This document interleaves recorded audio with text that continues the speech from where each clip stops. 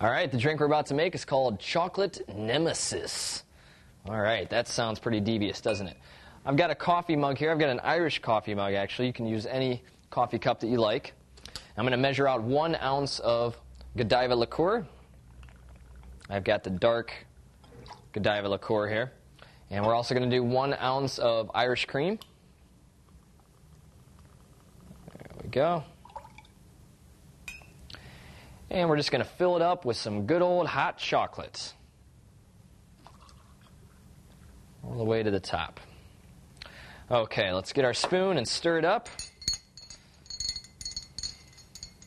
So if you're looking for a way to spice up your hot chocolate, add a little bit of Godiva liqueur and Irish cream, and you've created a nemesis. All right, let's top it off with whipped cream.